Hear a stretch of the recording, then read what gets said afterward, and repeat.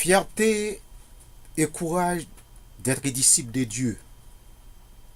Si quelqu'un veut qu'il soit le partisan de l'Éternel, il ne faut pas qu'il ait peur de recevoir le baptême du sang. L'amour envers Dieu peut persuader à quelqu'un de prendre la croix et le suivre. Matthieu 10, verset 38 et 39 déclare: celui qui ne prend pas sa croix et ne me suit pas n'est pas digne de moi.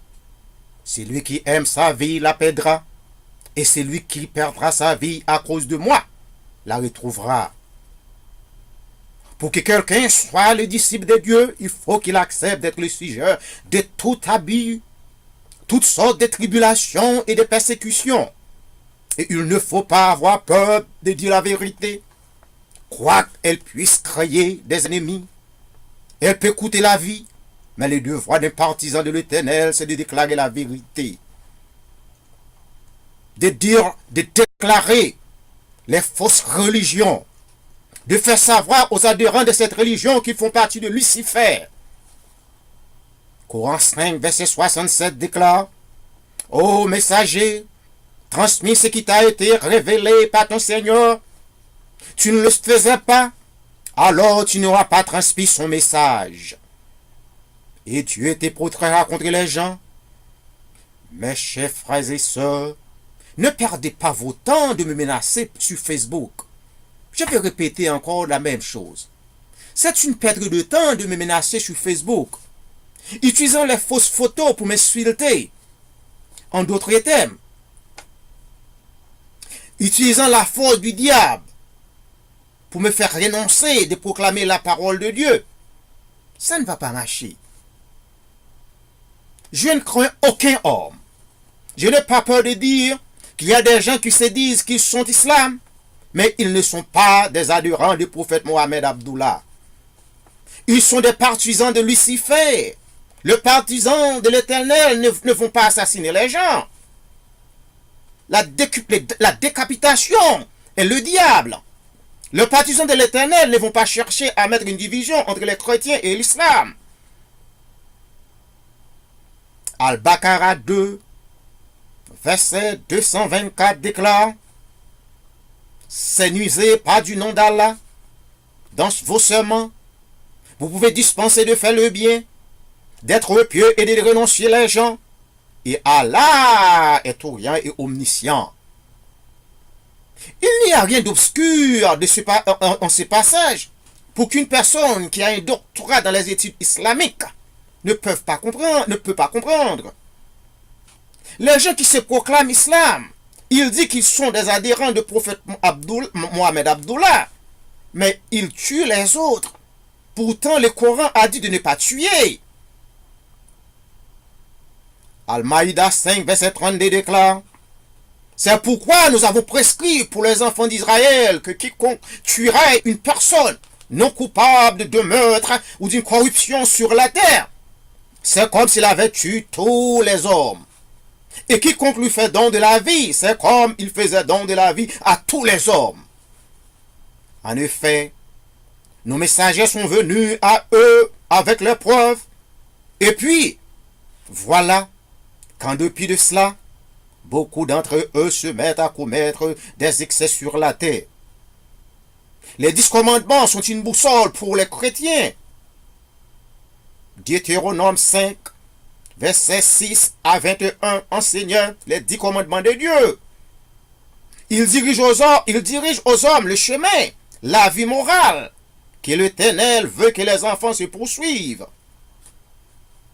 Matthieu 19, versets 16 et 18 disait: et voici les hommes s'approcha et dit à Jésus: Maître, que dois-je faire de bon pour avoir la vie éternelle? Il lui répondit: pourquoi m'interroges-tu sur ce qui est bon?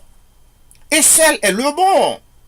Si tu veux entrer dans la vie, observe les commandements. Lesquels? Lui dit-il.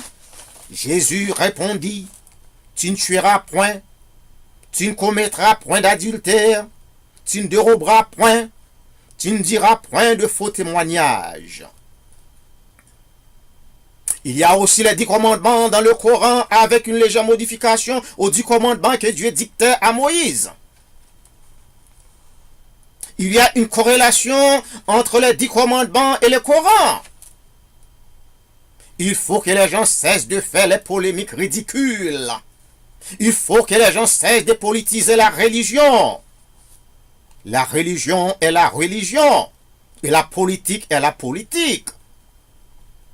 Je vais illustrer ce que je mentionne au sujet de la politique et la religion, parce que je ne veux pas que les gens malhonnêtes interprètent cette parole différemment. Il n'y a rien de mauvais pour qu'un homme religieux ou une femme religieuse rentre dans la politique. Il n'y a rien de souillé dans la politique. Mais les mauvais politiciens font la honte de cette profession, de cette carrière, de cet art. Si un individu a une éducation boiteuse, cet individu va marcher boiteux dans la politique. Si un individu a une mauvaise éducation, il n'est pas bien formé, eh bien, mes frères et sœurs, cet individu pourrait être un mauvais pasteur, un mauvais prêtre, un mauvais chrétien.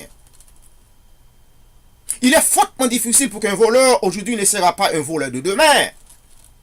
À moins que l'Éternel se mette sa main sur cette personne. L'Éternel a le pouvoir de changer, de protéger, de surmonter la personne qu'il veut. Ceux qui font sa volonté. Esdras 8, verset 22 déclare: J'aurais eu honte de demander au roi une escorte et des cavaliers pour nous protéger contre l'ennemi pendant la route.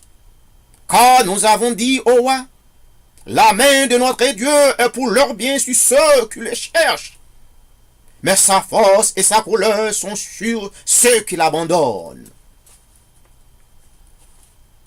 Il est facile de reconnaître ceux qui sont les fidèles aux préceptes de l'Éternel. Ils sont transparents. Ils sont visibles. Leurs caractères sont distingués.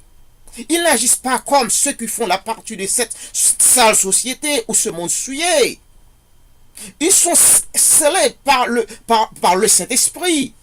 Ils font partie de la grande société divine. Oh, la grande classe divine. Je ne parle pas des gens qui vont à l'église pour se socialiser, pour se divertir.